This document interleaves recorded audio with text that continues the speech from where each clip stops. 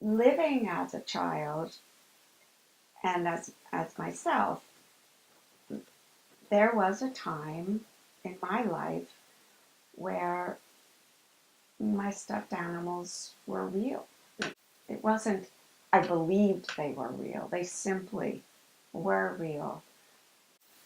I wondered if I would be able to photograph, to find that moment, the moment that a child absolutely knows happens as soon as she turns her head away, that the doll is alive. And then you're there, the doll is alive. You look back and it stopped. If I could get that moment, something really exciting would happen.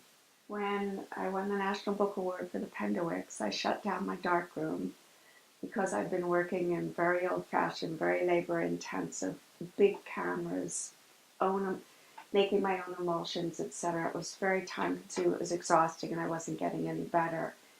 And I filled this little space with books. It was going to be my little reading studio. It, of course, is the stupidest place in the house to put books because it's got huge amounts of natural light coming in. So the books faded. And when the rabbits lived in here, they chewed on the books, but that's another whole story.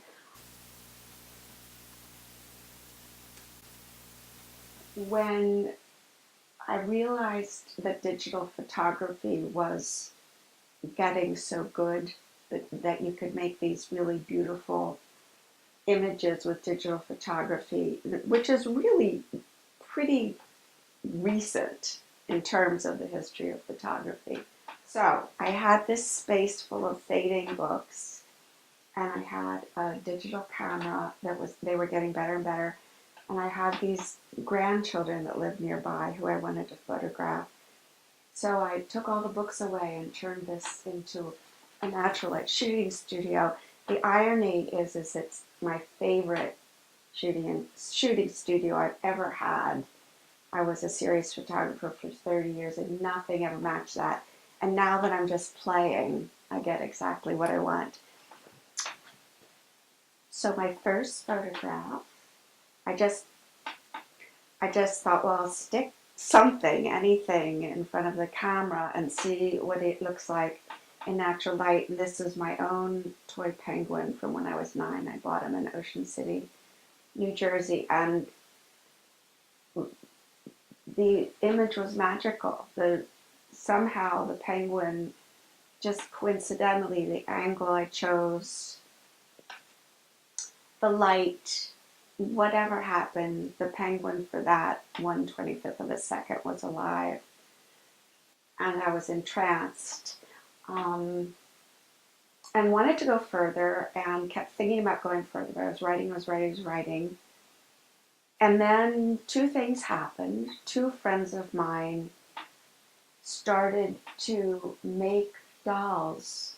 One started to make dolls and one started to make puppets. My friend Jeanne Dyer was making beautiful dolls. So I desperately wanted to photograph these dolls.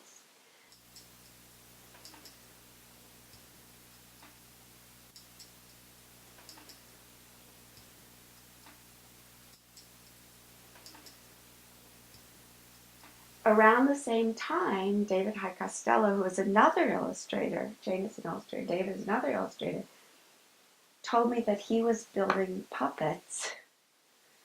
And he came over one day because I said I wanted to take his author photograph. And I said, bring one of the puppets. And after we did the author photograph, he was in front of that wall, I think. And it was just, this puppet came alive. Even though David's hands were in the photograph, it made it eerier.